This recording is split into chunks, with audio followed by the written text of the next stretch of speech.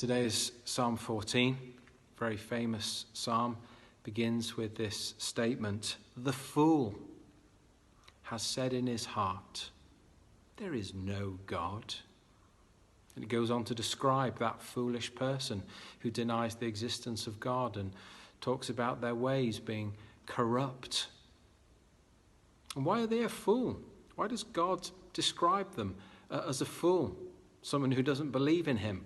Well, very simply because they deny the overwhelming evidence that's all around them. They believe in ridiculous things like incredible cause, but just with no effect. They also deny that there is morality and a moral authority. I think that's probably the key thing why so many people try not to believe in God or desperately hope there is no God. Because if there is no real moral authority that we are accountable to, then of course we can all do what we like, when we like, how we like, with who we like, which is what we see in the world, don't we? Which is why we see so much carnage and upset and difficulty. And the alternatives to rejecting a belief in God are to believe in things like survival of the fittest, of course. That's the route people have to go down if you deny the existence of God, that evolutionary theory, which at a time in this global crisis of COVID-19 strikes me as something most cruel and heartless. Because that theory just teaches, well, oh dear, yeah, you got the virus, never mind. Why waste all the time and money and effort and energy onto caring for you? It's just survival of the fittest, isn't it?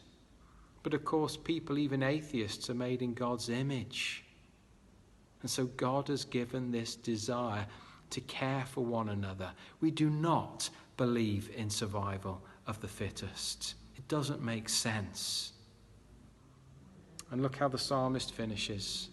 He talks about how the Lord is the refuge of the poor. So despite people in the world being very vocal, claiming there is no God and living without him, God is still on the throne. Because he says there in that last verse, "Oh, that salvation for Israel would come out of Zion." Zion there was then a term for the earthly Jerusalem, the headquarters of where God and his people, his nation were. And yet, of course, spiritually, we know that to be, for us, the place where Jesus, the Messiah, came, went to, died, and did bring about our salvation. Finishes, "When the Lord restores his people, let Jacob rejoice and Israel be glad." Oh, how we do. How we are so glad that God is real. He does exist, and he sent his Son to be our Saviour.